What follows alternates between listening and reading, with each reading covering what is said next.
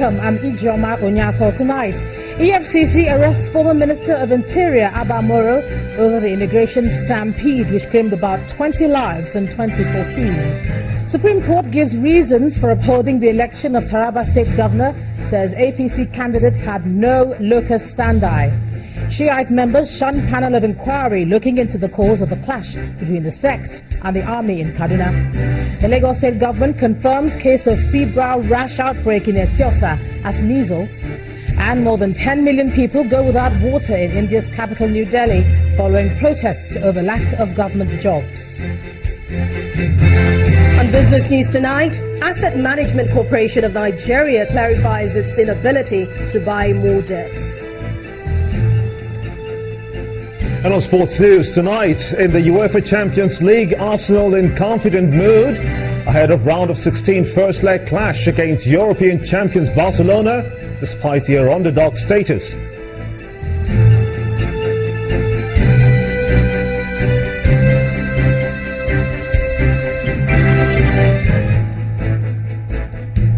We begin tonight with another high-profile arrest by the Economic and Financial Crimes Commission, the EFCC, this time that of the former Minister of Interior, Mr. Abba Moro. The former minister, who at the moment is still in the custody of the EFCC, is being quizzed for his alleged role in the immigration recruitment, which led to the death of about 20 young graduates. A source from the anti-graft agency told Channels Television this evening that Mr. Moro will soon be arraigned in a court of competent jurisdiction as soon as it finalizes its investigation. In 2014, the Immigration Service, under his watch, organized a recruitment exercise nationwide on the same day, and due to the massive crowd, officials of the immigration were unable to effectively control it. This error led to the death of the young graduates, and the former president, Goodluck Jonathan, ordered an investigation into the incident, a report which is yet to be made public. We move on to legal matters, and the Supreme Court has given reasons why it upheld the election of Mr. Darius Ishaku as the duly elected governor of Taraba State. Justice Bode Road Viver, who dismissed the petition of Mrs. Aishat Al-Hassan of the APC on February 11, 2016, says she lacks the locus standi to complain about the primary election of the PDP. The Apex Court further holds that all the issues raised by Mrs. Al-Hassan in her petition have been settled by the court, as no person is allowed by law to call for the cancellation of an election he did not participate in.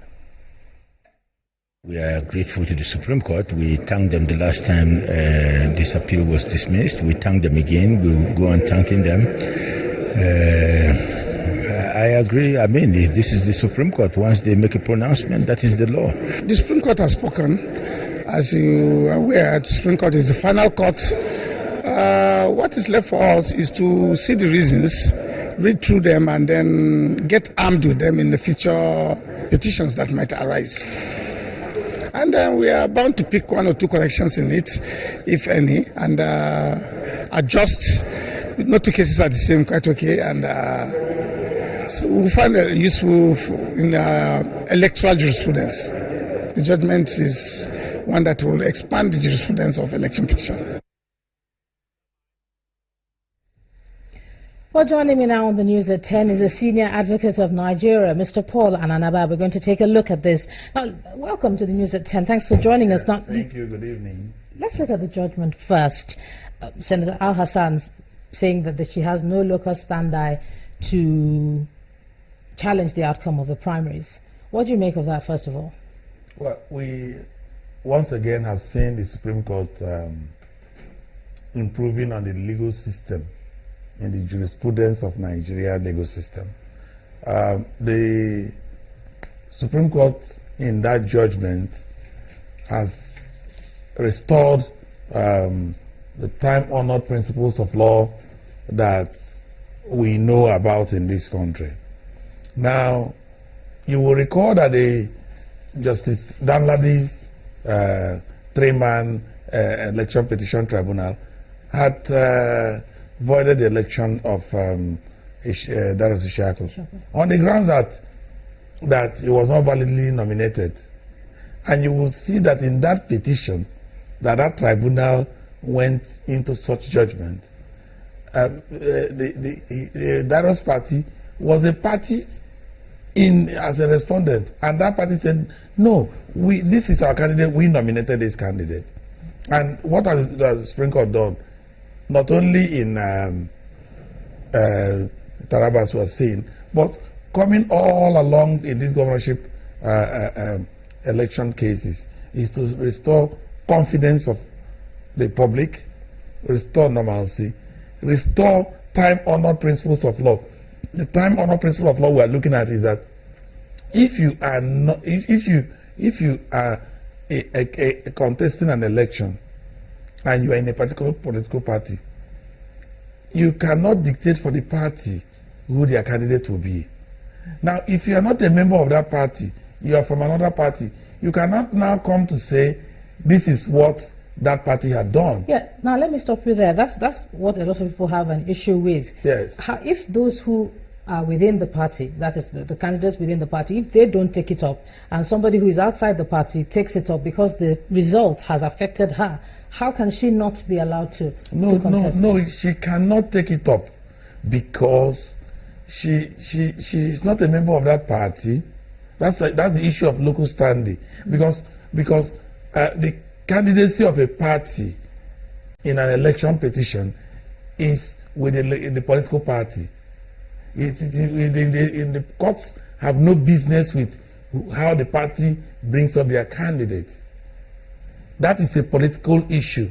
The courts are not masters of politics. The court is master of law.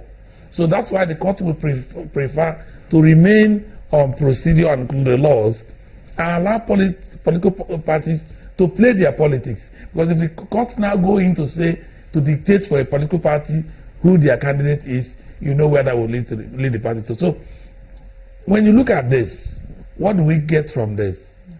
Going forward, soon election petitions will be a thing of the past in this country. But as we go forward, part of the problem we are having is that courts giving different kinds of judgments and the public be getting confused. I will hope that INEC will learn their lessons. At least 6 months to the next general elections, identify who the judges will be that will participate in the tribunal, identify who the support staff will be, and give thorough training so that we will not be having these vacillations that we're having.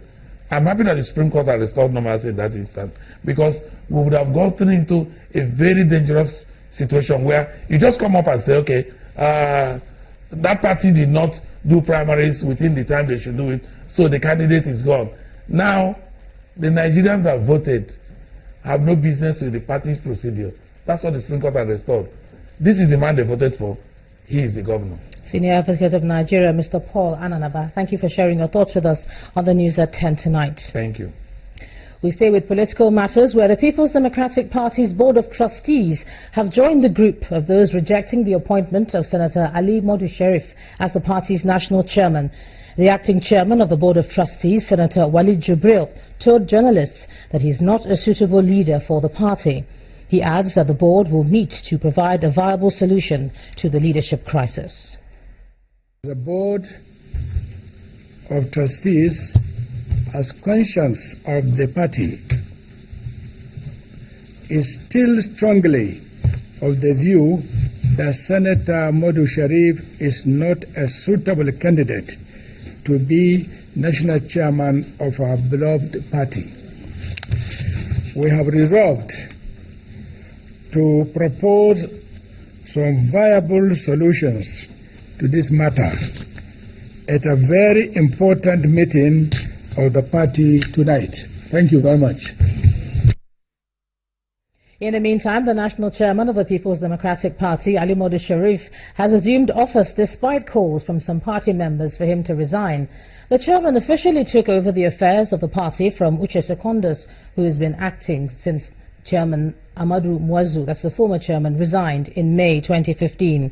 While promising to reach out to all aggrieved members of the party, the new national chairman says he'll take those who accuse him of being the founder and sponsor of Boko Haram to court.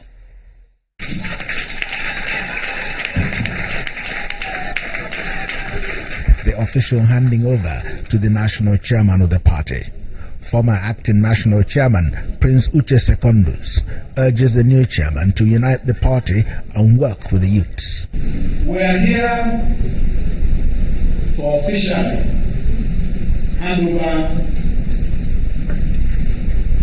the affairs of our party to you as the new chairman. The party, in the minds of the NWC, is now open.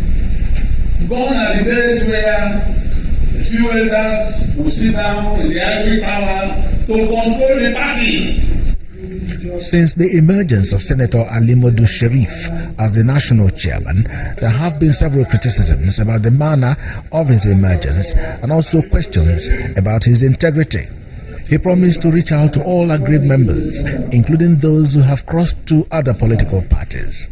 My assignment is to build the PDP. I will talk to everybody that leave the PDP. Yes, I will talk to everybody that member of PDP and that left the PDP. He also threatens lawsuits against those linking him with the Boko Haram sect. No court of competent jurisdiction in this country has ever linked me to Boko Haram.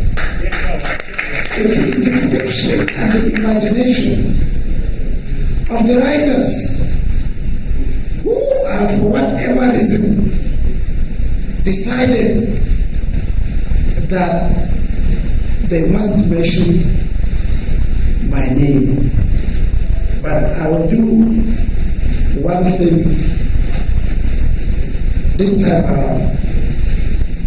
People like Fanika, they will not go scot-free this time around.